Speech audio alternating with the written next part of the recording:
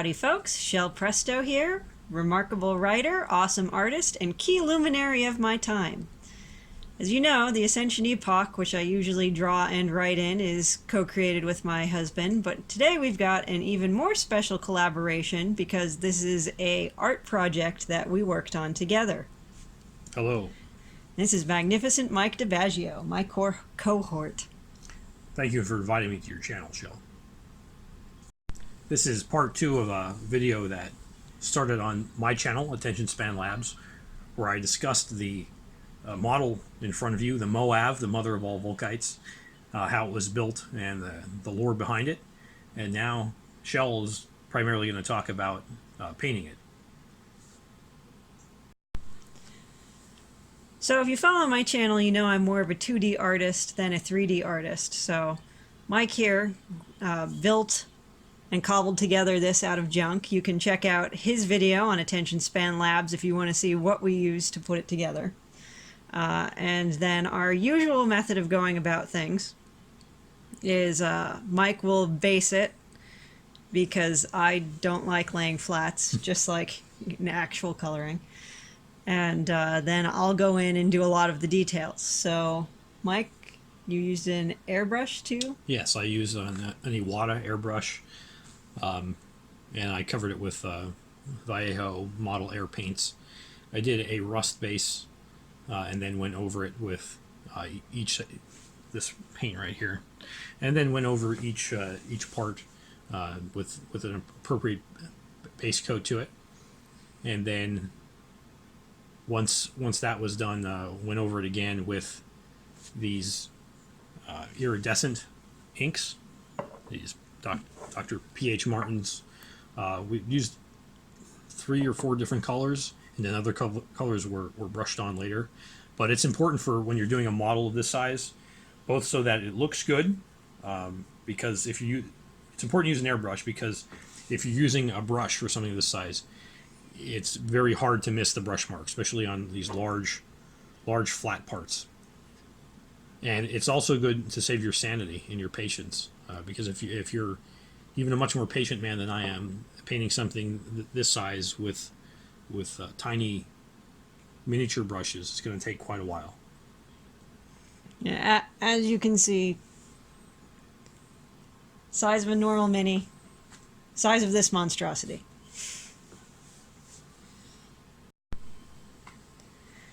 Alright, so Mike leaves me with some nice flat colors to work on, and then I go over top and add sort of depth of shading and more nuance in color. You also picked out the colors too. Yes, I picked out the colors for this one. So when I'm picking out colors, there's a couple things to think about. We have a bunch of, like, rust, nickel, copper plate, gold, there's regular copper. We have a ton of metallic paints, and you don't always want to go metallic, but obviously it's a robot, so having it metallic is a good thing. We wanted to go, well, I wanted to go high contrast, so we went with a silvery looking paint, in this case nickel, and then we went with pure copper on this one. So that set up some immediate contrast. Then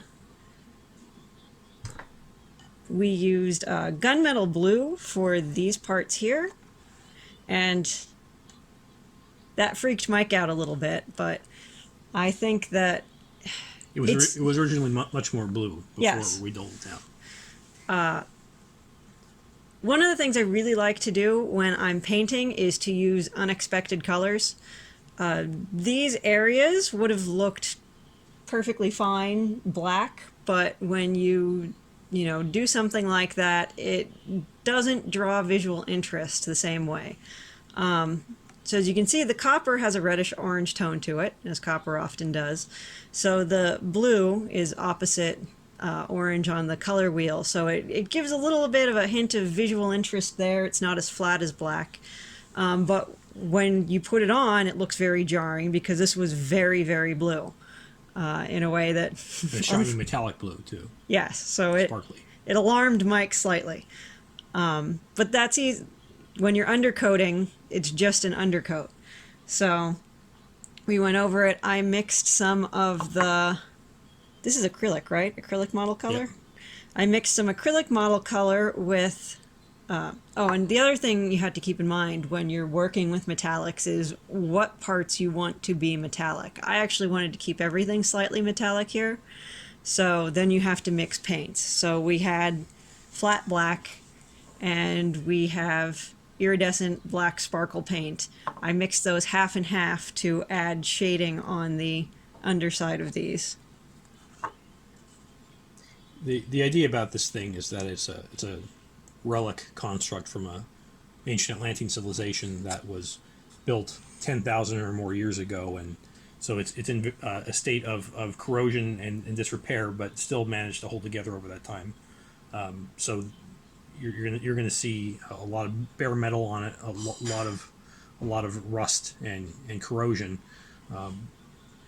but still be in a workable condition because this thing is supposed to be able to repair itself over time with materials it has available.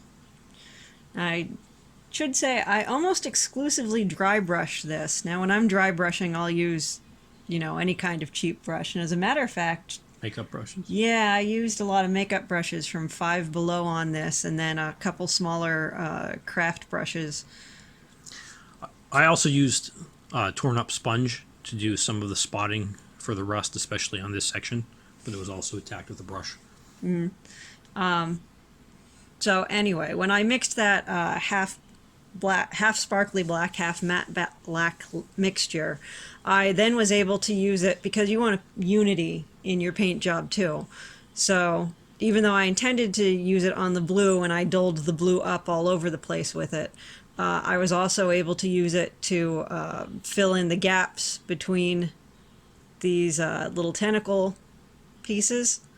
I added shading to the rust down here with it. I junked up and made the silver parts on here look oily, and generally added shading everywhere with it, and that gave the piece that kind of unity I wanted. Likewise, as far as unity went, I used I wanted to point out that these metallic inks are great, but you have to shake them like crazy, and in addition to shaking them like crazy, pull out a toothpick or a Q-tip or something. Really give them a good mix. Yeah, and mix them because these separate like crazy.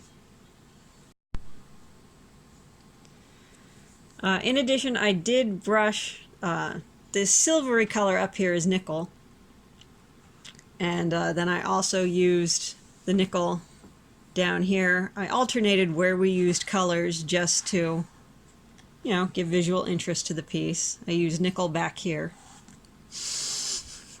Ermagerd.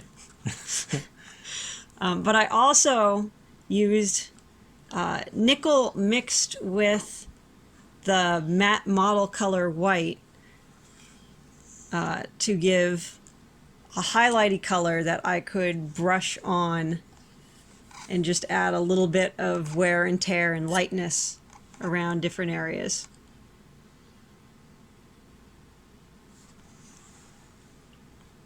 And likewise, I brushed nickel all over these.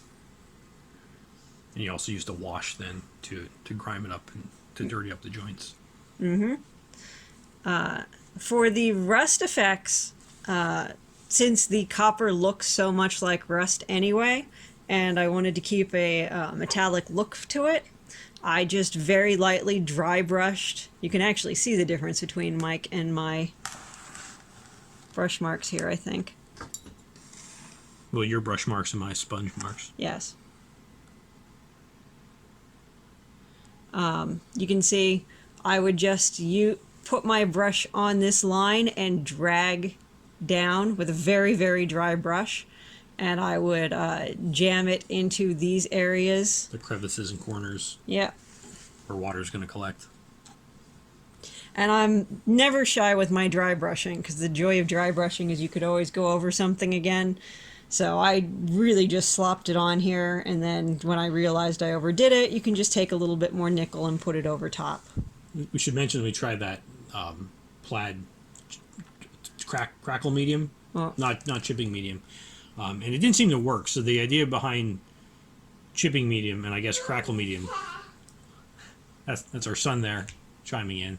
The difference between chipping medium and Crackle medium, I don't know. I thought they might be the same thing, but the idea with it is that you paint it a base coat and then cover it with the chipping medium and then paint over it with another color again, and then you wet it a bit and scrape up the top layer, and then it would show the base coat underneath beneath the chipping medium, because it would break up and look corroded, and then the base coat underneath would be rusty, so it would look more, well, have an actual texture of corrosion and chipping. And that's what it sort of worked there a little bit, but it didn't work too many other places. I'm not sure why. I'm not sure if it's just the fact that the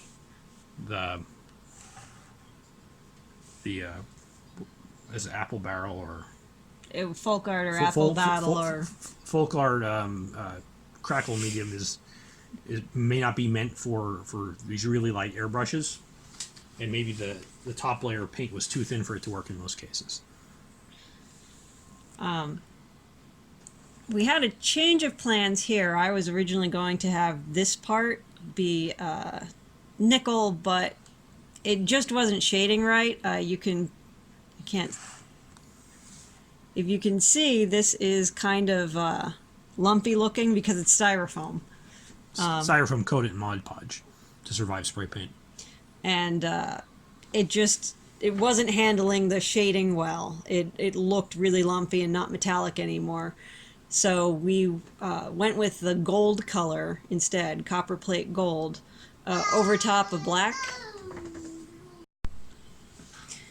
Now, there are exceptions to this rule, but I generally feel like it's a bad practice to just add one color to one spot of a model. It looks more unified if you spread it around a little. So after we did the copper plate gold in this, we then, I added a little bit of copper plate gold to these grates. You can see they're not perfectly silver, just to give that little shine of it there. I originally had this, the same color as the ball joint in here, where it was slightly bluish, but I just dry brushed lightly on that gold to bring more color out. And at the end of the day, when we topped these areas, again, we used the gold just for that unifying element.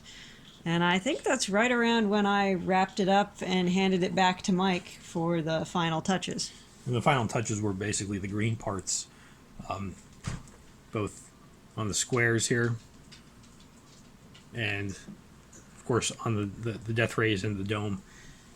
Now, the squares down there were actual squares down there were plastic, and so they were somewhat easy to cover. I knew exactly how it would turn out, and I used Citadel's contrast paint Warp Lightning, which is obviously is a green type color, and contrast paint is a watered down paint, so it adds its own highlights and shadows.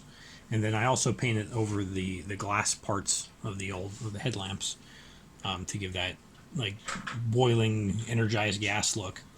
The dome, although it's roughly the same color green, I first painted it blue, and Shell didn't like that.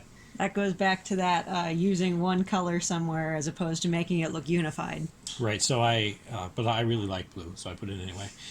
And so I tried to scrape a lot of it off then after it dried, and I got a good bit of it off, but it's clear plastic, so it was tinted blue. And I thought, well, let's see how yellow looks. And of course, yellow and blue make green, but it's a little bit of a lighter green. It's a more stormy green. There's more yellow energy clouds in it as well. Fun fact, Mike and I surprised each other because when we met, we both said our absolute favorite color was cerulean blue. Cerulean, yep.